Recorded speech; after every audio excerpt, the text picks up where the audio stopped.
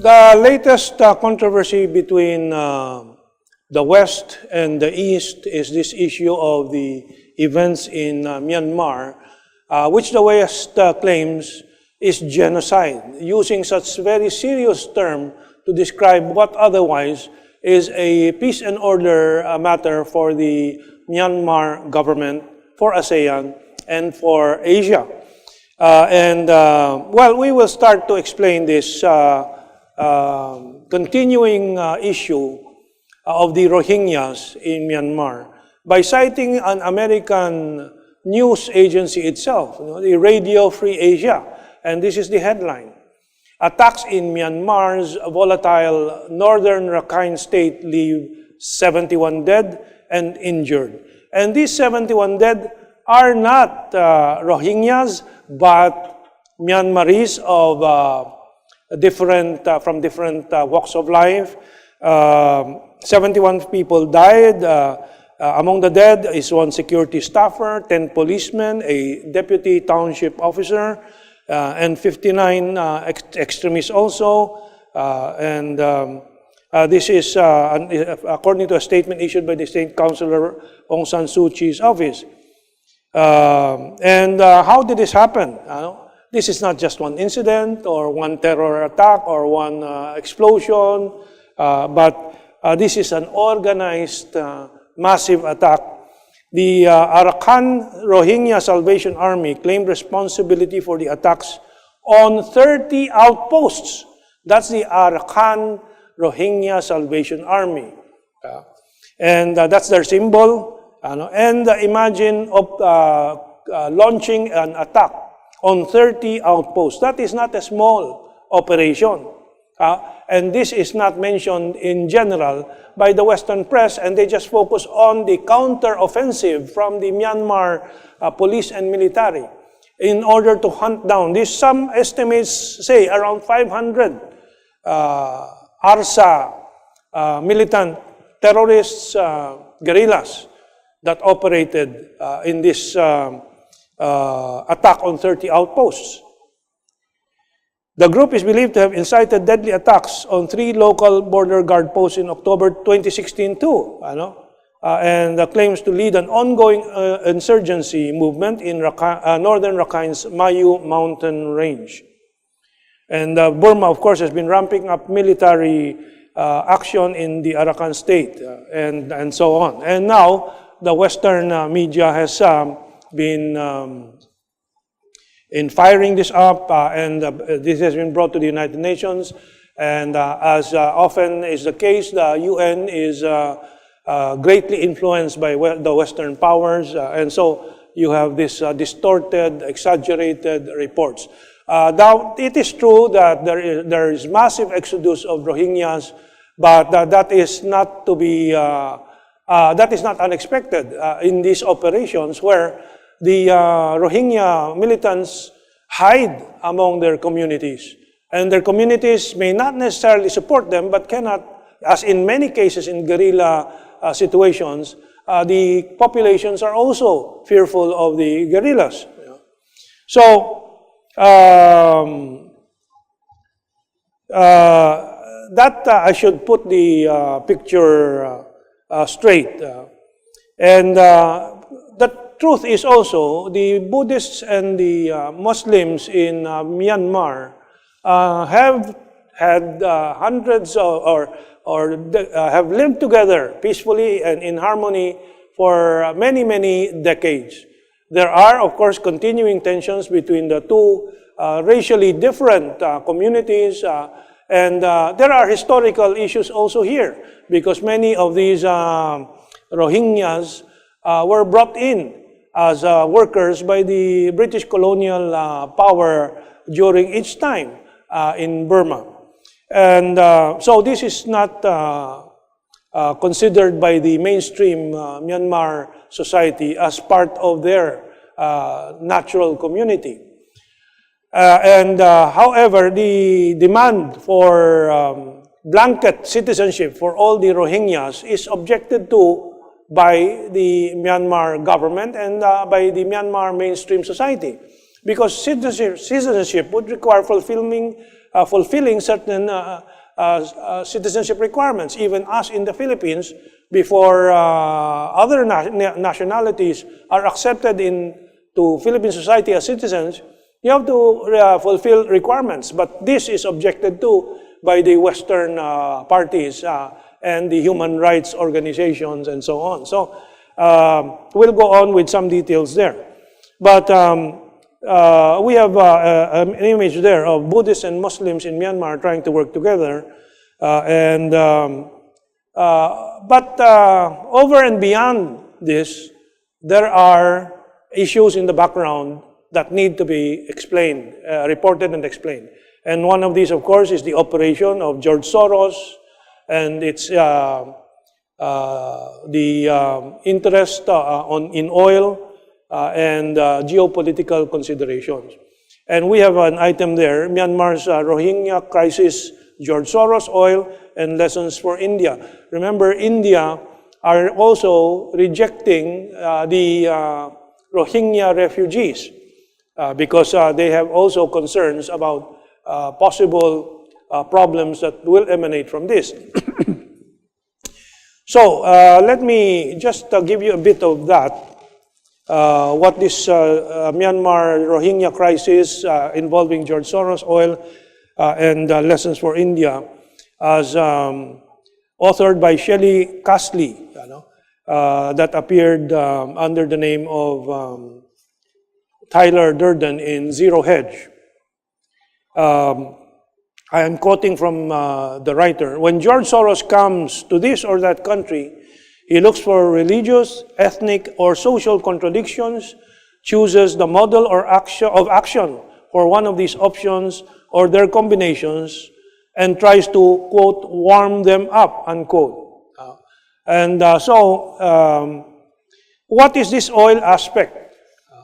In 2004, China discovered, but even earlier, the Western powers also discovered tremendous oil deposits off the coast of Myanmar. At the same time, China also has opened up a pipeline bringing oil, gas, and other supplies from the Middle East and other parts of the world through Myanmar and into a 2,500-kilometer pipeline. That is from Luzon to Mindanao, if you will make a comparison. And that allows China also to bring in gas and oil from the Middle East, unload off the port in Myanmar, and pipe it to China, avoiding the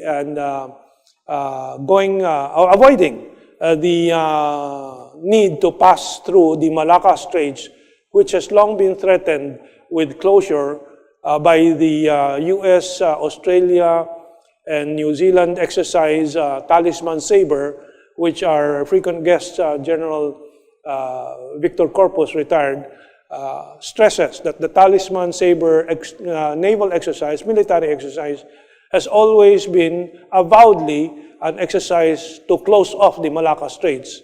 Anyway, so China has taken this route through Myanmar in order to reduce its reliance on the transport route through the Malacca Straits, which is a strategic constraint for China if it is blocked off. And the West has the interest to try to stop and disrupt this. And so we are in a situation where you have Myanmar and the realities of a guerrilla war against it, while the West is engaged in propaganda, and China continues in the background to help Myanmar develop. For example, in this gas pipeline of China, China has turned over 52 billion or 53 billion US dollars in royalties in 30 years to the government of Myanmar. Local opposition, such as opposition by different tribes and factions of radical groups, have been placated and pacified with $25 million in schooling and other social development projects. And 10% of the gas is supposed to stay in Burma, this benefits also the Myanmarese government and society. And a refining facility will be built in Kunming at the end of the line with a capacity of 10 million tons of crude oil. So there are clear economic benefits and, in fact, a boon to Myanmar. And our population, our people, Filipinos, must understand how the West continues to try to disrupt Asian cooperation, Asian progress, and the greater vision for Asia with the Belt and Road Initiative, of which this pipeline project will be a part of, or is a part of. So when the Western powers proposed in the UN to censure Myanmar, pagalitan ang Myanmar, and they make demands for absolute, immediate citizenship for the 600,000 Rohingya refugees to be returned immediately, and so on. Myanmar objected, and we did not support the vote of the proposed resolution of the UN General Assembly. And we voted no. And I think it is the correct decision, and we will explain why. Dialogue with Myanmar, our Department of Foreign Affairs explained, and our Secretary of Foreign Affairs explained. Dialogue with Myanmar, not censure, needed in the Rohingya crisis. The Philippines came under intense scrutiny at the United Nations after it voted no to a resolution increasing pressure on Myanmar over the crisis involving its minority Muslim Rohingya population. But this is what the DFA explained. Stripped of the emotionalism fanned by the international lobby groups, Manila's vote, as explained by Malacanang and Foreign Secretary Alan Peter Cayetano, was a reasonable position for a number of reasons. First, this proposed resolution, was a European-drafted Organization of Islamic States-sponsored draft, and naturally supported by Islamic countries such as ASEAN members, Malaysia, Indonesia, and Brunei. But the Philippines is in a different position. The Philippines is chair of ASEAN now and must keep ASEAN together, and it must respect one of its members, Myanmar, which is the main party involved here. And of course, in reference to Aung San Suu Kyi, to express respect for Aung San Suu Kyi, that whom the Philippines hosted and welcomed in the 31st ASEAN Summit. And the UN General Assembly's proposed stance is not the ASEAN way. ASEAN should know, having interacted with the junta in Myanmar and playing a key role in encouraging Myanmar's democratic reforms that began in 2011. ASEAN's experience shows that gradualism works best in dealing with Myanmar and not threats of wholesale sanctions and ostracism. And we have proven this in the China Sea imbroglio, that dialogue, bilateral negotiations, and China-ASEAN dialogue and negotiations go a far longer way than measures that create tension and conflict. However, the Philippine political structure being what it is, there are still elements that within the government itself, appointed by the appointing powers, that tries to reassert the Western position here. And I'm referring to none other than Philippine UN Representative Teddy Boy Locsin, who said publicly, in media, that the Philippines should have abstained from the Rohingya vote. Is that appropriate for the UN representative of the Philippines to talk to media about this?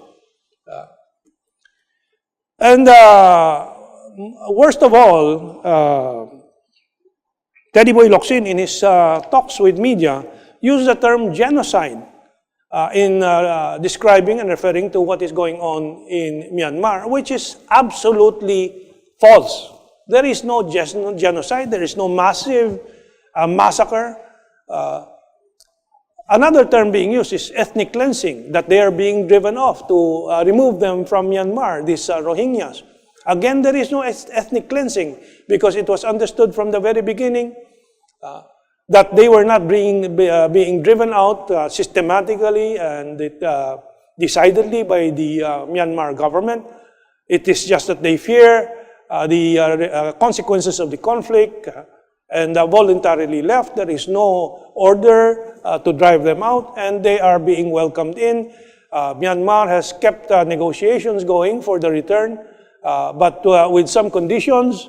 And finally, just a day before our broadcast today and our taping, Myanmar and Bangladesh signed an agreement on the repatriation with some processing of these Rohingya refugees.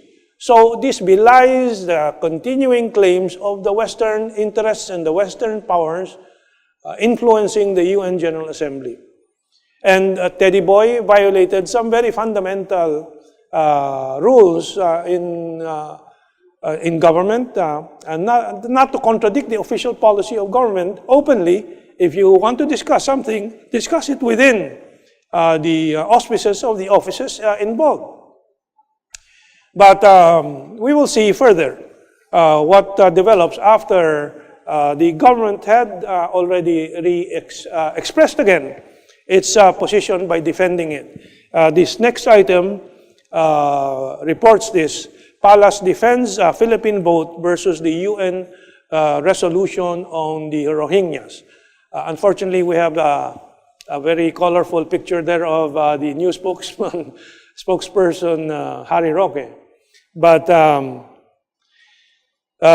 this is a quote from the statement. The issue in the Rakhine state is a complex one, and we believe that isolation and censure would only add to the difficulty the people there are now facing. This explains the vote of the Philippines on the UN resolution. We have expressed concern over the humanitarian situation in the Rakhine state. We are fully aware that it has deep historical roots, and we acknowledge Myanmar's, this is important, no? Myanmar's efforts towards resolving the issues faced in the Rakhine state. So, you do not paint an unfair picture, painting the Myanmar government totally bad, and not completing the picture by explaining the reasons why Myanmar has to crack down. And so this brings me to the question of our friend and respected colleague from journalism and media, who is now UN representative of the Philippines, Teddy Boy Locsin. I think he should either start keeping quiet about this issue, stop using terms that Myanmar will consider an insult, such as the term genocide, start going by the consensus of ASEAN, and if he continues to defy, then President Duterte should do what he has done to other appointees of his that have gone public with issues that should be ventilated and discussed within the administration. For example, Duterte has fired 2 dangerous drug board chiefs for contradicting Malacanang. The first was in April, and secondly, just very recently, President Duterte fired Dionisio Santiago from the Dangerous Drug Board for babbling before media over the rehab center and giving his opinion on it, which he should have given to his higher-ups. But of course, we were also told that one of the news media identified with the interests of the Liberal Party and the opposition baited former director Dionisio Santiago. But that is a lookout of every government official, especially those with higher responsibilities. And it is a practice that damages the conduct of government. But I have to go back. I think I missed one item here on the programs of Aung San Suu Kyi and Myanmar towards the preparation for the return of the Rohingya. I have so many papers here. Rohingya refugees. One is, of course, the program of Aung San Suu Kyi, which involves construction of infrastructure, livelihood programs. I think this is the one. No, this is not. Oh, anyway, I will proceed to the last item, which is China's proposal on resolving the problem of the Rohingyas. China proposes a three-stage solution. First, for a ceasefire between ARSA and the Myanmar government.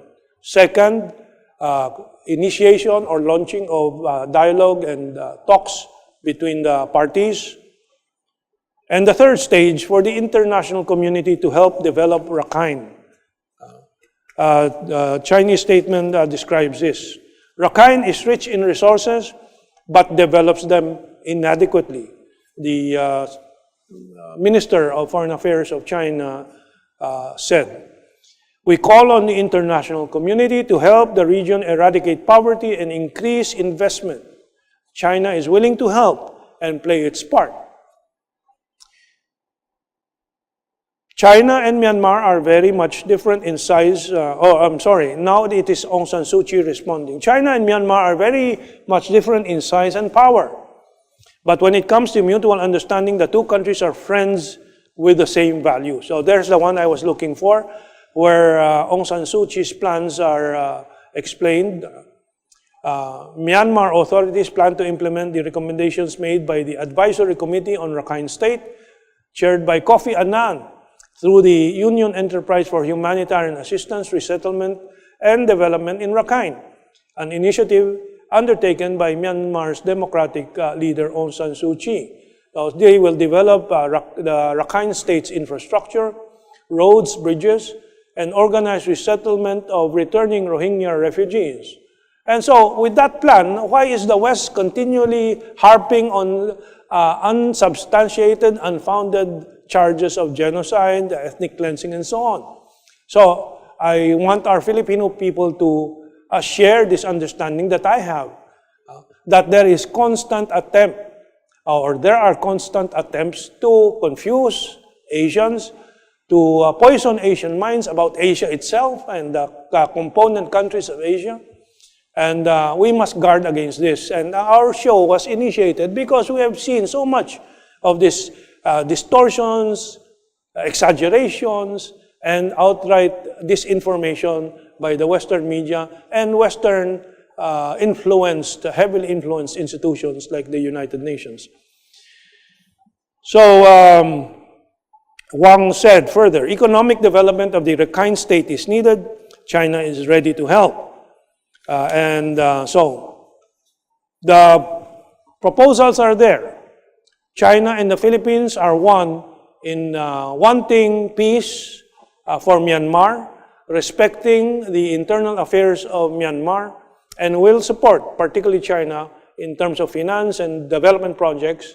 We, in terms of our support for Myanmar's continuing efforts to improve the situation, China and the Philippines have taken the correct attitude, the correct position on the problem of the Rohingyas. And eventually, over the next few years, since Bangladesh and Myanmar have already signed the agreement on the return after due processing and preparation of the infrastructure and development of the Rakhine State. With that, again, let me say the Asian view, the Asian way, has surmounted again the obstacles placed before it by the Western interests. With that, thank you very much and have a good weekend.